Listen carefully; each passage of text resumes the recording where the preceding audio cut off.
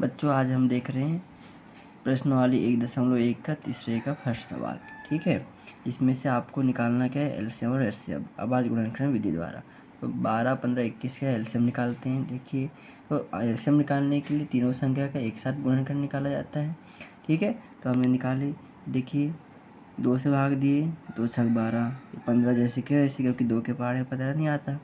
21 जैसे के वैसे, 2 से भाग दिए, 2 तिया 6, 3 बार में आया, 15 जैसे के वैसे, 21 भी जैसे के वैसे। ठीक है, फिर हमने दिए 3, 3 एका 3, ठीक, 3 5 15, 3 7 21, 5 एका 5, 7 एका 7। ठीक, इसको आपस में हमने क्या कर लिया, गुणा कर लिया। यही संख्या को आपस में गुणा करते हैं।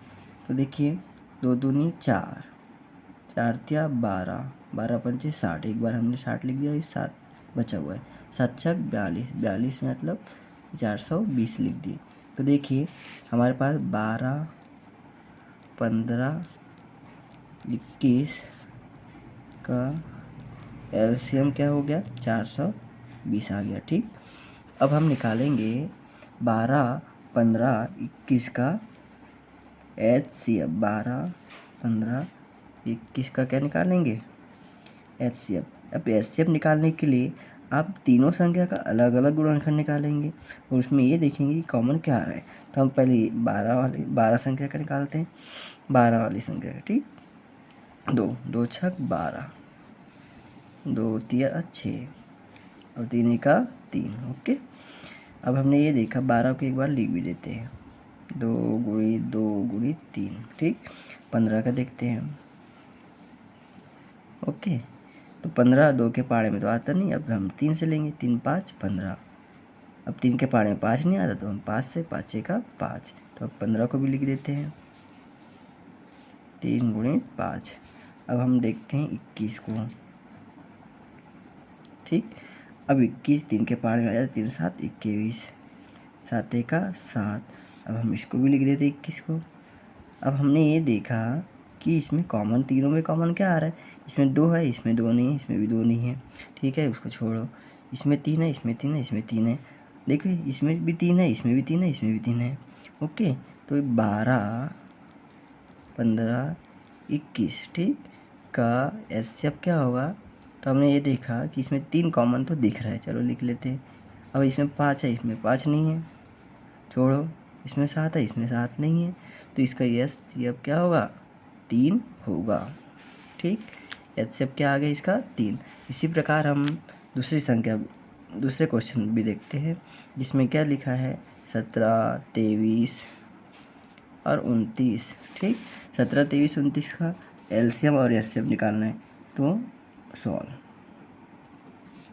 गिवन डेट 17, 23, 29 का एचसीएफ और एलसीएम निकालना है। ठीक, एलसीएम अब निकालते चलो। अब देखिए, आपको मालूम है, 17 किसी के पहाड़े में आता नहीं, तो 17 एका 17। ठीक, 23 भी आपको मालूम है कि 23 किसी के पहाड़े में नहीं आता, 23 एका 23। और 29 भी आपको मालूम है, किसी के पहाड़े में 29 नहीं आता। ओके, 29 एका 29। ओके, तो इसमें आपको कॉमन क्या दिख रहा है, देखिए 17 को हम लिखते हैं 17 गुणित 1, 23 को लिखेंगे तो क्या होगा, 23 गुणित 1, और 29 को क्या लिखेंगे हम, 29 गुणित 1।